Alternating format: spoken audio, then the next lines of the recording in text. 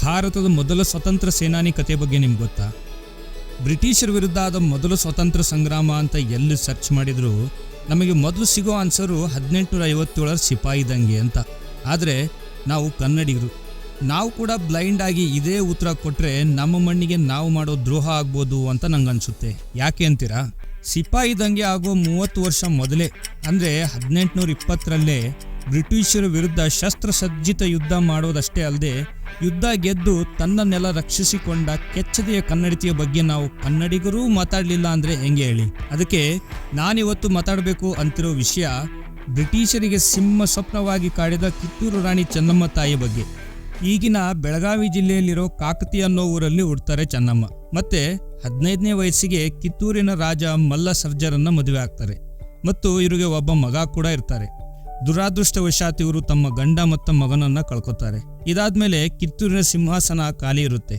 ಆಗ ಚೆನ್ನಮ್ಮನವರು ಶಿವಲಿಂಗ ಅನ್ನೋ ಒಬ್ಬ ಮಗನನ್ನ ದತ್ತಕ್ಕೆ ತಗೊಂಡು ಅವ್ರನ್ನ ಕಿತ್ತೂರಿನ ರಾಜನನ್ನಾಗಿ ಮಾಡ್ತಾರೆ. ಇಲ್ಲೇ ನೋಡಿ ಬ್ರಿಟಿಷರು ತಮ್ಮ ಬಾಲ ಬೀಸ್ತಾರೆ. ಉತ್ತರಾಧಿಕಾರಿ ಇಲ್ಲದ ಸಂಸ್ಥಾನನ ಹೊಡ್ಕೊಳ್ಳೋಕೆ ಗಂಡು ದಿಕ್ಕಿಲ್ಲದ ಸಂಸ್ಥಾನಗಳನ್ನು ಕಂಪನಿ ಸರ್ಕಾರನೇ ನೋಡ್ಕೊಳ್ಳುತ್ತೆ. ಇಂಥ ಸಂಸ್ಥಾನಗಳು ದತ್ತು ತಗೊಳ್ಳೋ ಅವಕಾಶ ಇಲ್ಲ ಅನ್ನೋ ಕಾನೂನು ತಂದು ಚೆನ್ನಮ್ಮ ತಾಯಿಗೆ ಅಡ್ಡಿ ಮಾಡ್ತಾರೆ. ಎದೆ ಕೊಟ್ಟು ಹೊಡೆದಾಡೋ ಶಕ್ತಿ ಇಲ್ಲ ಅಂದರೂ ಶಸ್ತ್ರಾಸ್ತ್ರ ಸೈಡಲ್ಲಿಟ್ಟು ಬರೀ ಹಾಳೆಯಲ್ಲಿ ಬರೆದ ಸಾಲಿಂದ ಒಂದು ಸಂಸ್ಥಾನನೇ ಹೊಡ್ಕೊಳ್ಳೋಕೆ ಬರ್ತಾರೆ.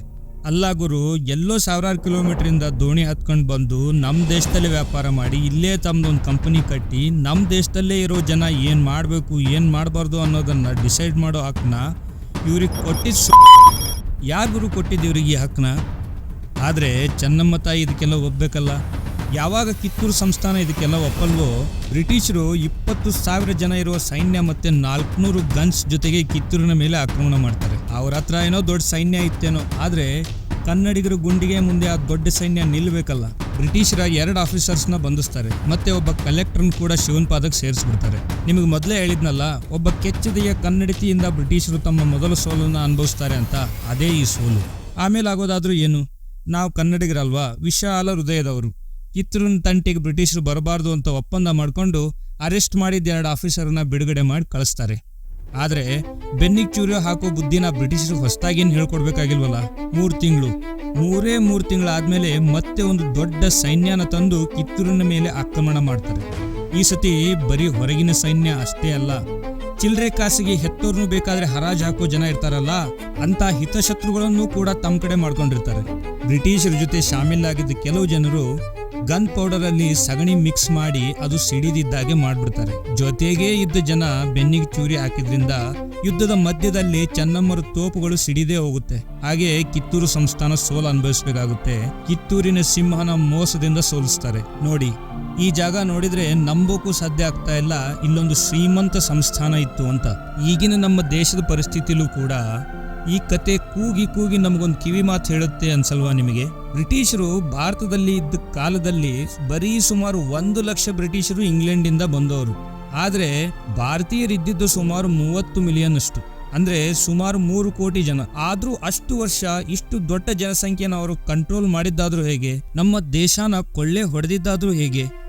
ಇದಕ್ಕೆ ಒಂದೇ ಒಂದು ಕಾರಣ ಅಂದ್ರೆ ಭಾರತೀಯರನ್ನ ಸುಲಭವಾಗಿ ಹೊಡಿಬೋದು ಅನ್ನೋದು. ಹೌದು, ಇದು ಕೇಳೋಕೇನೋ ಕಹಿ, ಆದ್ರೆ ಇದು ಸತ್ಯನೇ. ಈಗಲೂ ಬೇಕಾದ್ರೆ ನಮ್ಮಲ್ಲೇ ಅಬ್ಸರ್ವ್ ಮಾಡ್ಕೊಂಡು ನೋಡಿ. ನಾವು ಎಲ್ಲಿಂದಲೋ ಬಂದ ಫಾರಿನರ್ನ ಬೇಕಾದ್ರೆ ಬೇಗ ನಂಬಿ ಮನೆ ಕರ್ಕೊಂಡು ಊಟ ಹಾಕ್ಬಿಡ್ತೀವಿ. ಆದ್ರೆ ನಮ್ಮ ಮಧ್ಯಾಹ್ನ ಇರೋ ಜನನ್ನ ನಂಬೋಕೆ ಹಿಂದೆ ಮುಂದೆ ನೋಡ್ತೀವಿ. ಯಾರೋ ಒಬ್ಬ ಫಾರಿನರು ತನ್ನ ಸೋಷಿಯಲ್ ಮೀಡಿಯಾ ಚಾನಲ್ನಲ್ಲಿ ಬೇಕಾದ್ರೆ ಹೇಳಿದ್ದನ್ನ ವೆರಿಫೈ ಮಾಡದೆ ನಂಬಿಬಿಡ್ತೀವಿ. ಆದ್ರೆ ಅದೇ ಮಾತನ್ನ ನಮ್ಮಲ್ಲಿರೋ ಯಾರಾದ್ರೂ ಮೊದಲು ಮಾತಾಡಿದ್ರೆ ಇವ್ರಿಗೇನು ಗೊತ್ತುಗುರು ಅಂತ ಆಡ್ಕೊಂಡು ನಗ್ತೀವಿ. ನೀವೇ ಬೇಕಾದ್ರೆ ಯೋಚನೆ ಮಾಡಿ, ಇದನ್ನ ನೀವು ಮಾಡಿರ್ತೀರಾ, ನಾನು ಮಾಡಿರ್ತೀನಿ. ಸೊ ಚೆನ್ನಮ್ಮ ತಾಯಿಯ ಕತೆ ಇವತ್ತಿನ ಜನರೇಷನ್ಗೂ ರಿಲೆವೆಂಟ್ ಆಗೇ ಇದೆ. ಹೆಂಗಂತೀರಾ? ನಾವ್ ಹೆಂಗೆ ಅಂದ್ರೆ ಇವತ್ತಿಗೂ ನಮ್ಮ ಎದುರಿಗೆ ನಮ್ಮವರು ಬೆಳೆಯೋದನ್ನ ಆಡ್ಕೊಂಡು ನಗೋ ಗುಣ ಬಿಟ್ಟಿಲ್ಲ. ಸಿಕ್ಕಲ್ಲಿ ಕಾಲು ಎಳಿತಾನೇ ಇರ್ತೀವಿ ಅಲ್ವಾ? ಮಹಿಳಾ ಸ್ವಾತಂತ್ರ್ಯ ಹೋರಾಟಗಾರರ ಪ್ರಶ್ನೆ ಬಂದಾಗ ಝಾನ್ಸಿ ರಾಣಿ ಬಗ್ಗೆ ನಮ್ಮ ದೇಶಕ್ಕೆ ಗೊತ್ತಿರೋ ಅಷ್ಟು ಚೆನ್ನಮ್ಮ ತಾಯಿ ಹೆಸರು ದೇಶದಲ್ಲಿ ಬರುತ್ತೆ ಅಂತ ನಿಮ್ಗೆ ಅನ್ಸುತ್ತಾ? ಇದರ ಅರ್ಥ ಝಾನ್ಸಿ ರಾಣಿಯವರ ಕೊಡುಗೆ ಏನು ಕಡಿಮೆ ಇದೆ ಅನ್ನೋದಲ್ಲ ನನ್ನ ವಾದ. ನಾವು ಕನ್ನಡಿಗರು ನಮ್ಮ ಕೆಚ್ಚದೆಯ ಕನ್ನಡತಿಯ ಬಗ್ಗೆ ಕಡಿಮೆ ಮಾತಾಡಿ ಇಂದಿಗೂ ಇತಿಹಾಸ ಪುಸ್ತಕಗಳಲ್ಲಿ 4 ಸಾಲಲ್ಲಿ ಅವರ ಕಥೆಯನ್ನ ಮುಗಿಸೋ ಹಂತಕ್ಕೆ ತಂದಿದ್ದೀವಿ ಅನ್ನೋದು ನನ್ನ ಅನಿಸಿಕೆ. ನಮ್ಮ ಕನ್ನಡತಿಯ ಯಶೋಗಾಥೆ ಎಲ್ಲ ಕಡೆ ಹರಡೋ ಆಸೆ ನಿಮಗಿದ್ರೆ ಕಮೆಂಟಲ್ಲಿ ಎಸ್ ಅಂತ ಟೈಪ್ ಮಾಡಿ ಈ ವಿಡಿಯೋನ ಆದಷ್ಟು ಕನ್ನಡಿಗರಿಗೆ ಶೇರ್ ಮಾಡಿ. ಹೌದ್ ಗುರು, ಕಿತ್ತೂರಿನ ಬಗ್ಗೆ ಇಷ್ಟೆಲ್ಲ ಮಾತಾಡ್ತಿದೀಯಾ, ಕಿತ್ತೂರಿನ ಹುಲಿ ರಾಯಣ್ಣರ ಬಗ್ಗೆ ಯಾಕೆ ಒಂದ್ ಮಾತು ಮಾತಾಡಿಲ್ಲ ಅಂತ ನಿಮ್ ತಲೆಯಲ್ಲಿ ಕ್ವಶನ್ ಬಂದಿರಬಹುದು. ಅದಕ್ಕೆ ನನ್ನ ಉತ್ತರ ಏನ್ ಗೊತ್ತಾ, ಇಂಥ ಗಟ್ಟಿಗಿತ್ತಿ ತಾಯಿಗೆ ಇದ್ದ ವೀರಮಗ ರಾಯಣ್ಣನವರು. ಇವ್ರ ಬಗ್ಗೆ ಎಲ್ಲೋ ಮೂಲೆಯಲ್ಲಿ 4 ಸಾಲು ಹೇಳಿ ಮುಗಿಸೋಕ್ ನನಗೆ ಇಷ್ಟ ಇಲ್ಲ. ಅದಕ್ಕೆ